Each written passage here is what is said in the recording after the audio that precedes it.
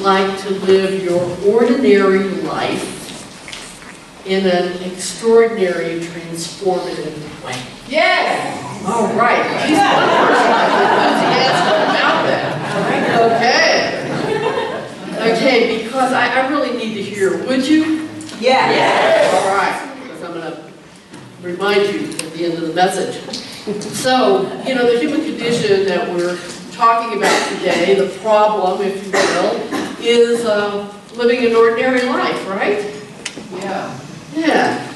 And so the spiritual solution is to live our ordinary life in an extraordinarily transformative way. And so Robert Brummett, in this wonderful book, Living Originally, promises that if we will do what we're going to focus on today, this deep self-awareness, he says that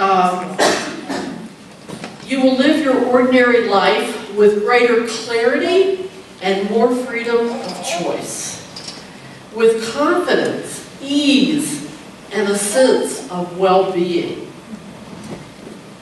At the same time, living it ethically and responsibly with a clear mind and an open heart. So I think that's pretty awesome. Where's Janet? You're here today. I quoted you last week. You know, it's cool as hell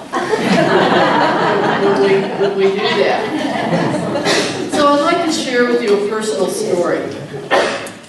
It was July, a warm July day in 2006.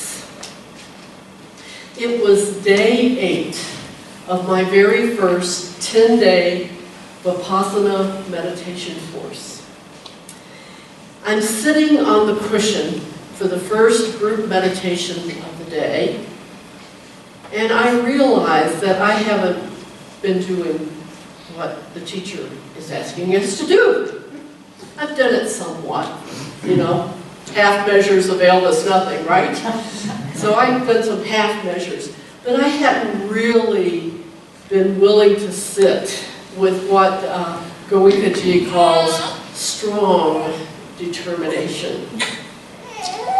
So I made a decision, you know, I am not going to leave here at the end of this retreat, or it's not a retreat, boot camp, at the end of this meditation boot camp, having not followed directions.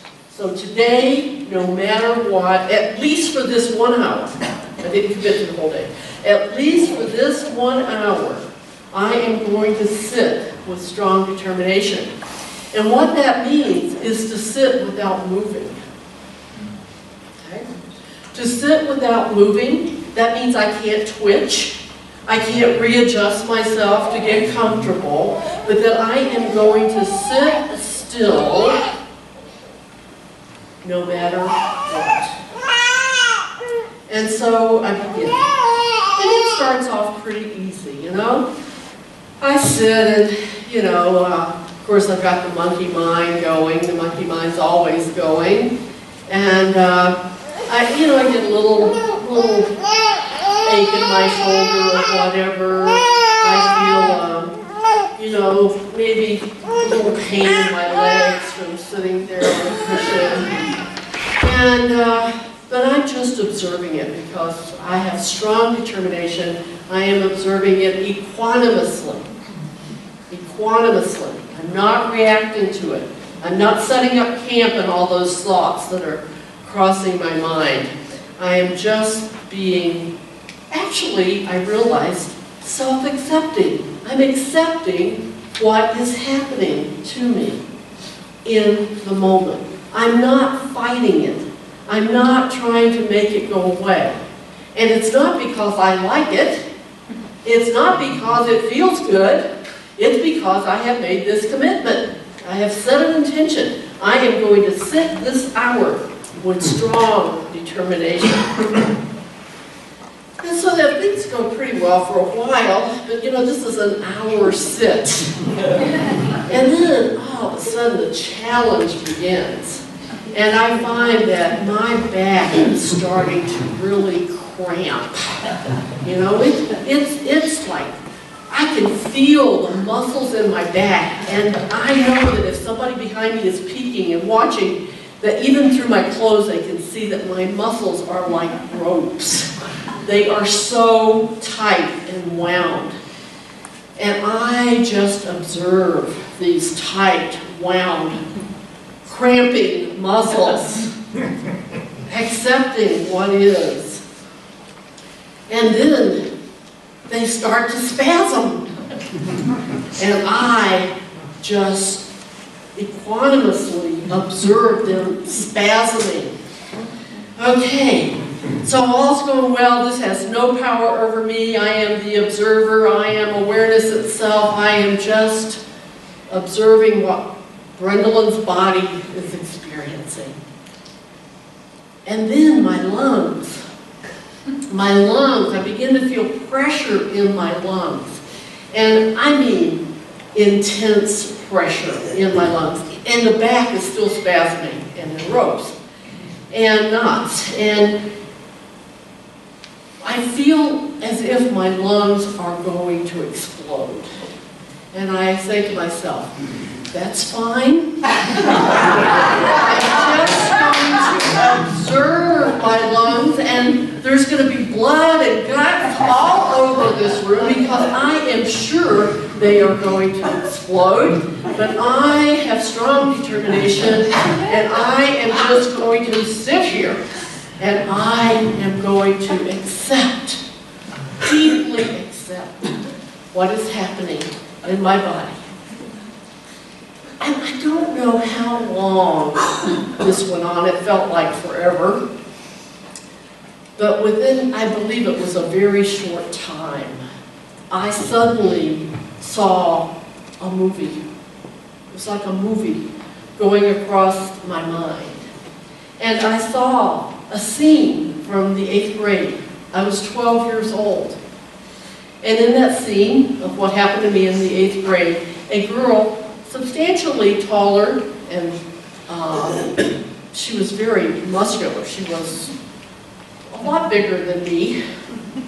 And I saw her jump me from behind and throw me to the ground. And I saw myself somehow get on top of her and have her in a hammerlock. Somebody told me later that's what I did because I didn't know what it was, but my body did. And then somebody pulled us apart. And I was declared the victor. It was wonderful. Everybody was calling me Sonny Liston Jr. He had just beat Floyd Patterson for the world heavyweight title. Okay? So they were calling me Sonny. And I hadn't walked probably 30 feet, and she jumped me again. Oh. And the same scene played out. People pulled us apart. I was declared the victor. And I lived on Anderson Air Force Base on Guam, and it's a small community, so everybody knew. The parents knew, everybody knew that Brendalyn, I was Lynn then, was Sonny Jr., Sonny Liston Jr.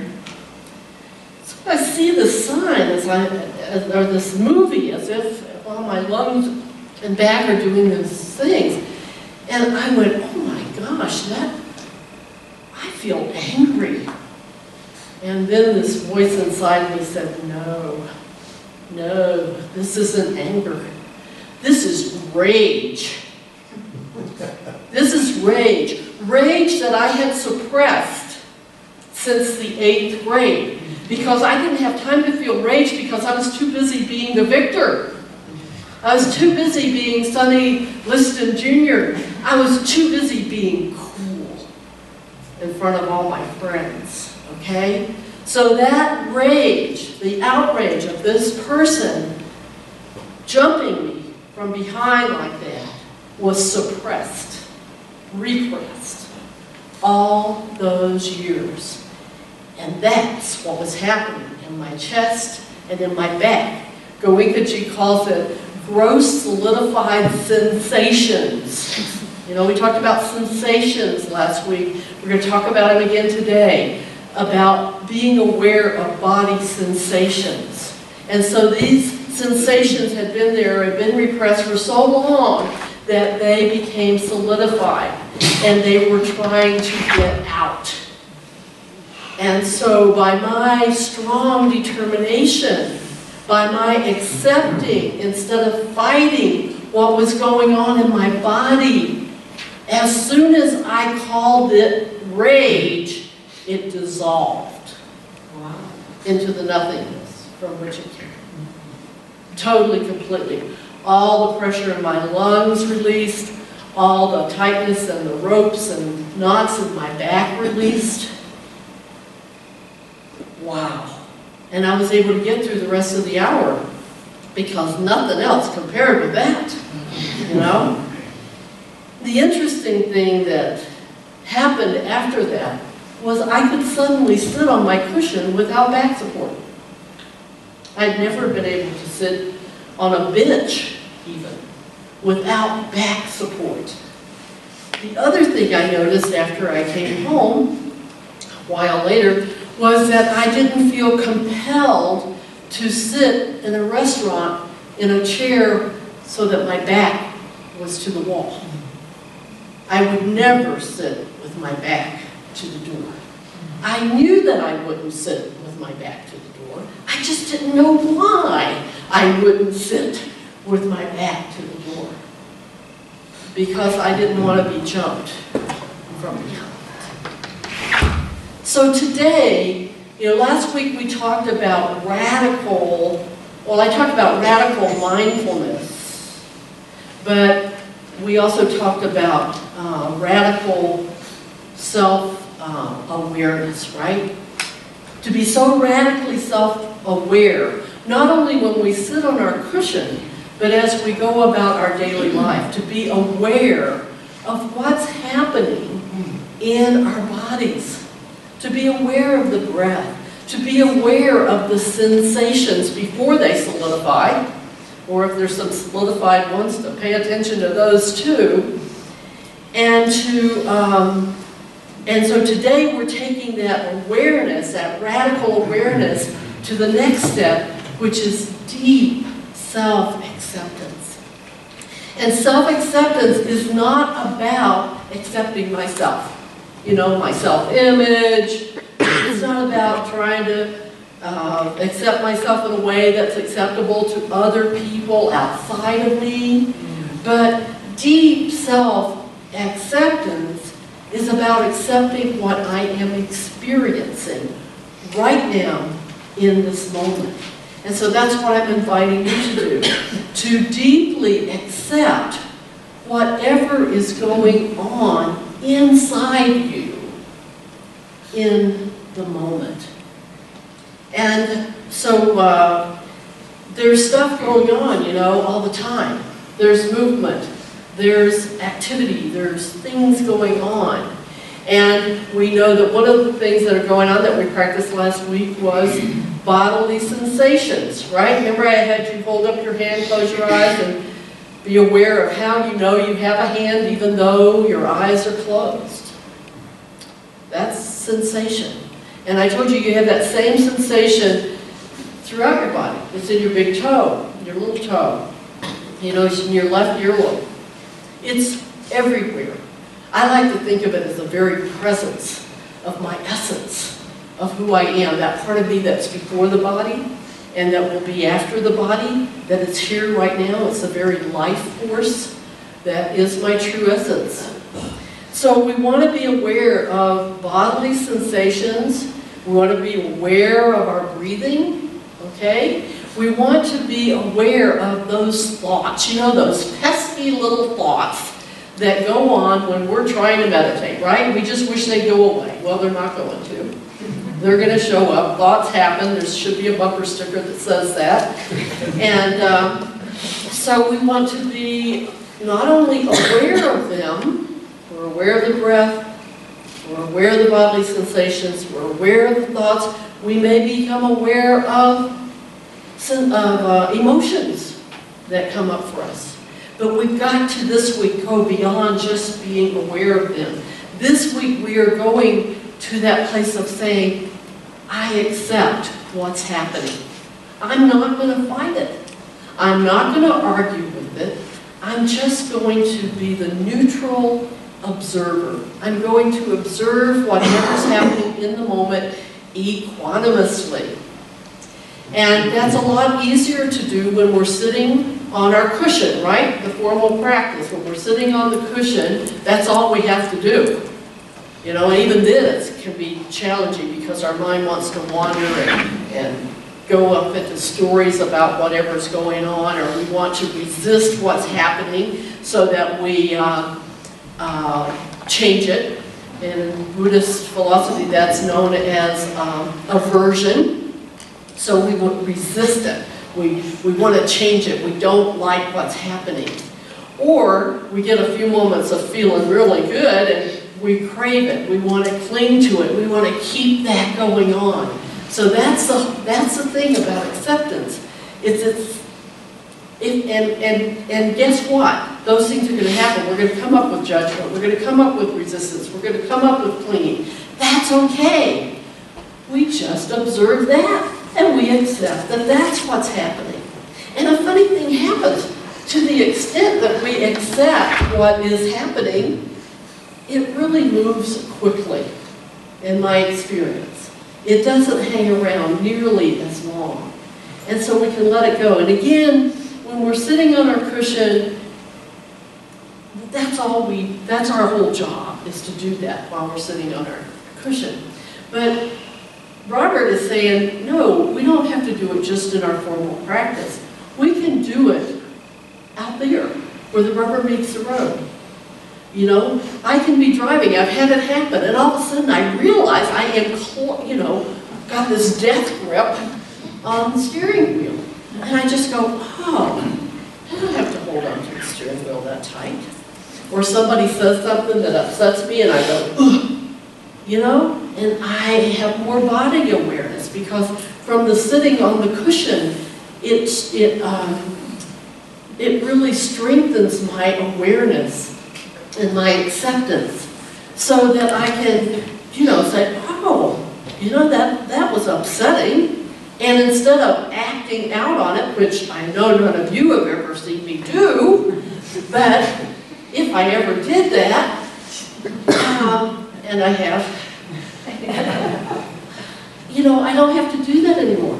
I do not have to be a slave to automatically reacting to what is going on, because I'm developing this mindfulness of what's going on in my body and accepting what's going on in my body and then making a decision on how I want to respond rather than react to what's going on in my body.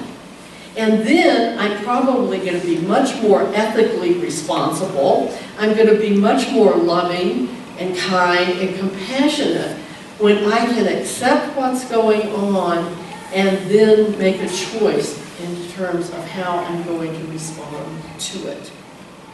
So this is a wonderful, wonderful practice that I really, really want to encourage you to consider if you really are serious about living your ordinary life in an extraordinarily transformative way.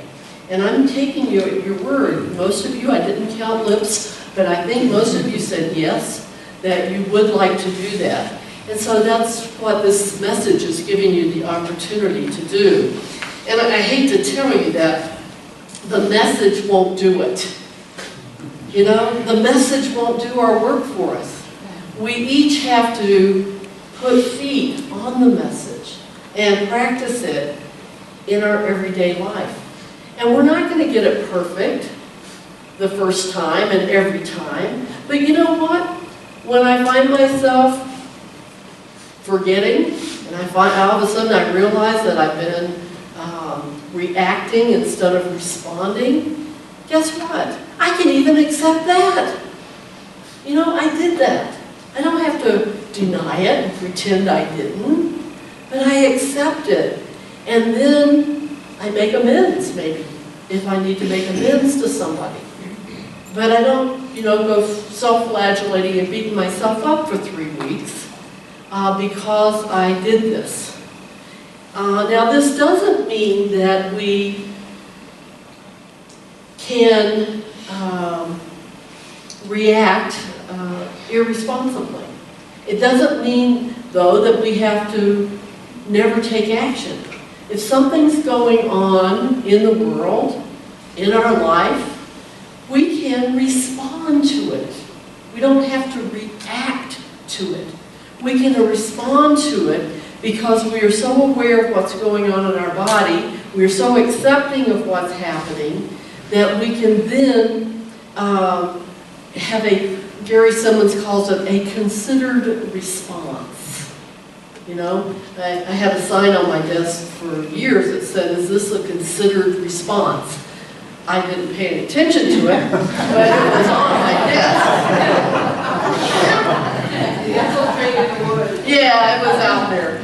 So the how-to, of course, is always a prayer meditation. And prayer meditation, in this case, is to practice deep self-acceptance by just becoming mindful. And Robert says that we can do this during the day. He said, don't try to walk through the day trying to be aware of everything that's going on in your body. It's really too much. But he says when he walks, he pays attention to his feet.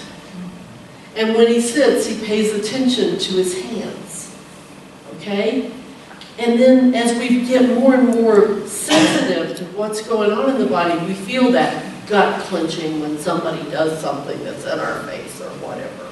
Or when we do something that we feel bad about or whatever.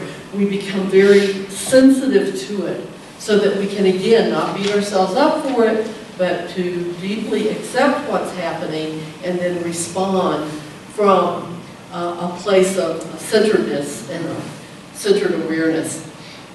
Now, the formal practice is basically to sit quietly with awareness of the breath, awareness of bodily sensations, awareness of thoughts and emotions, all of that, and to just observe it and accept whatever it is without fighting it, without struggling it out, without wailing and gnashing our teeth about it.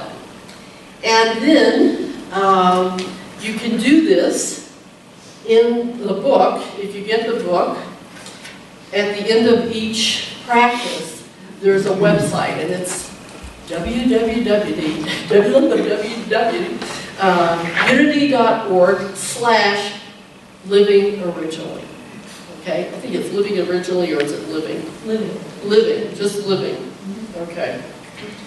So, or you could, if you have the book on Kindle, you can just hit the link, and it goes directly to the meditation. So I do it with my iPhone every morning. And so you can let Robert guide you in this meditation. And I recommend at least once a day, and stretch yourself to twice a day if you can. And this will build up your awareness and your acceptance, your ability to accept what's going on. Because the practical action is taking it from the cushion to the world. And to be able to be mindful, to be able to be aware of what's going on, to be able to be accepting of what's going on, and to be able to respond intentionally and consciously to that. So in the beginning of today's message, you said that you would like to live your ordinary life in an extraordinary way, transformative way. And I promised you that I actually shared with you Robert's promise that you can do that. And don't forget, it's about not the message, but putting feet on the message and living what I've been talking about, which is a summary of what Robert has written in this book. And doing it, setting the intention to do it continuously, knowing that you're probably going to miss it a few times, okay? But we set that intention high, and then we probably meet it more often than if we didn't set it at all, or if we set it really low. So the message, even though it won't do the work for you, the message will support you. And I believe everybody in this room will support you and me in this practice. And I celebrate that we each choose to put feet on this transformative practice. And to the extent that we do, we experience that extraordinary transformative life. And let's begin putting feet on this transformative practice right now. I'm going to use an excerpt from Robert's prayer for this practice, or his meditation, and of course there's always a little something else I've added. So let's begin doing that right now.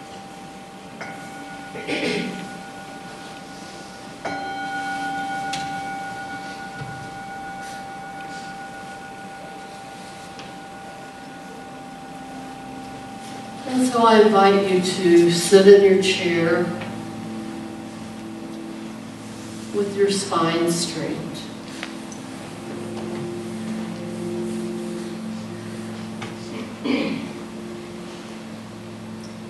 Sitting tall.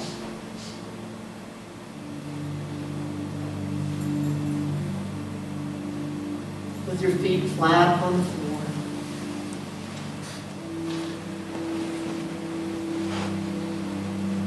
And to gently bring your awareness to the breath.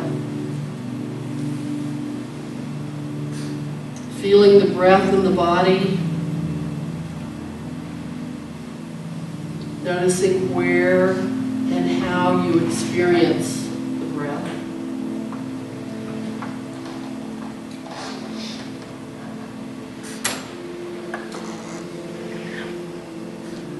And then begin noticing sensations in the body.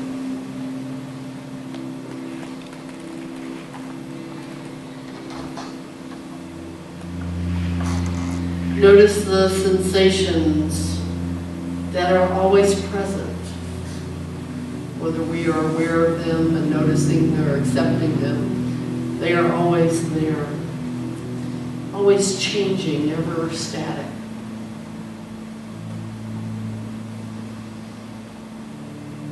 And while being aware of the sensations in the body, notice any resistance to any unpleasant sensations, if there are any. Just notice. Just accept that they're there.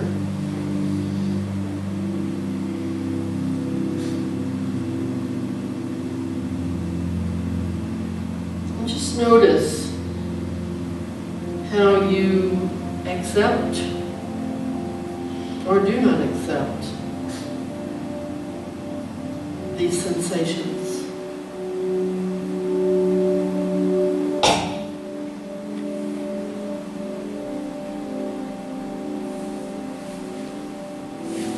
Staying present to the body, be aware of any emotions or desires that arise. If none arise, just remain present to the sensations.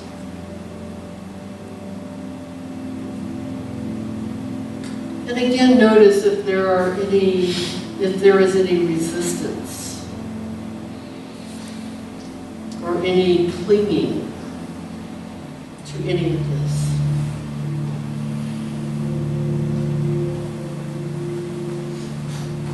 Notice any place in the mind where you want things to be different than they are. Any place in the mind where you want to feel different than you feel in this moment.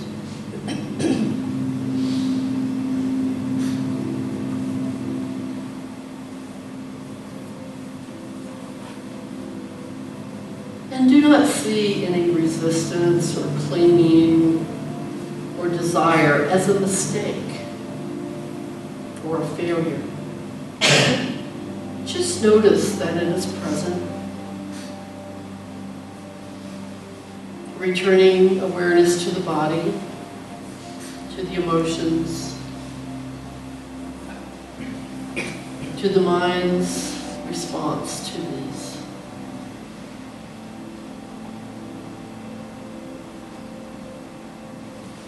Notice whatever arises and make it okay. Don't resist the resistance or the craving. Just notice it. Just accept it. If it's helpful, just silently say, oh, there's resistance. Or, oh, there's craving, clinging. Just labeling it, calling it by name. Knowing that as we label it, it begins to diminish.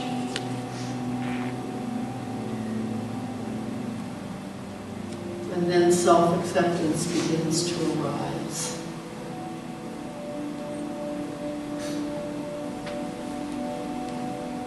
Deep self-acceptance is not about trying to get to a place of deep self-acceptance.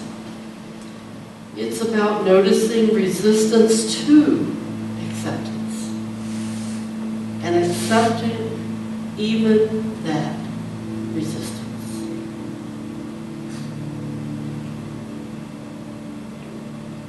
As the resistance dissipates,